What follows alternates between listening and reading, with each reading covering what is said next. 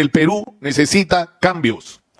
Y la discusión no es que si hay que hacerlos o no, sino de qué tamaño son los cambios que tenemos que producir en el Perú. Y eso evidentemente pone en discusión, insisto, no solo las urgencias del momento, sino un cambio profundo en la manera de hacer las cosas en el Perú, que permita que este país tan rico, lleno de tantas posibilidades y de recursos, sea un país en el que la explotación de esos recursos y de sus potencialidades sirva para el disfrute de la inmensa mayoría de la sociedad y no solo de unos pocos.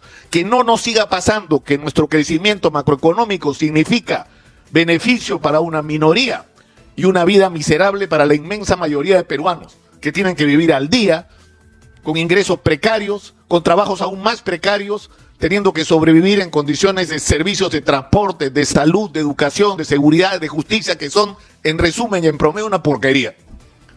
Eso tiene que cambiar. Y la pregunta es si para cambiar esto solamente necesitamos que haya elecciones, un nuevo presidente. Y por eso es tan importante que en esta campaña se discuta con seriedad cómo vamos a hacer para procesar los cambios que el Perú necesita. Pero el país necesita esos cambios, porque además vivimos una profunda crisis de credibilidad en el sistema político, de representación. La gente no le cree a los políticos porque son, por la experiencia que hemos vivido casi todos, unos palabreros, unos mentirosos y unos ladrones.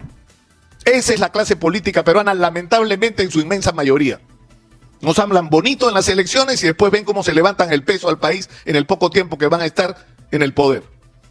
Necesitamos un reencuentro entre quienes dirigen el país y la sociedad, porque hace años que estamos caminando por carriles diferentes y tenemos intereses diferentes. Y hay que resolver, por lo tanto, también esta crisis de representación política.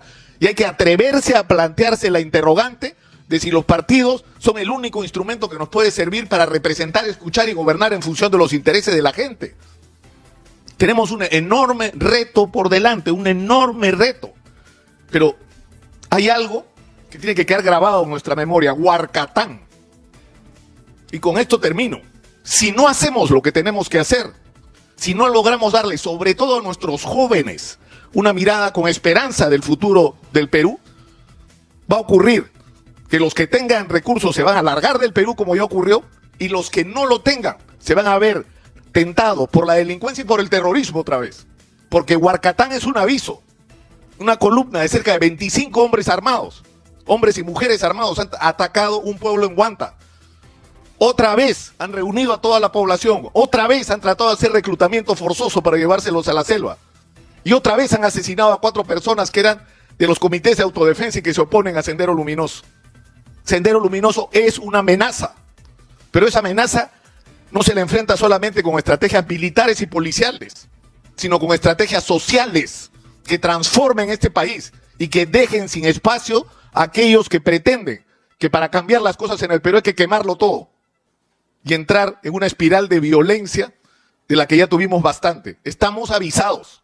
Esta es nuestra oportunidad de hacer las cosas bien. Esta es la oportunidad de encontrarnos, de buscar un futuro en común. Porque si no lo hacemos, apunten ese nombre, Huarcatán, va a ser una puñalada dolorosa en el corazón de los peruanos.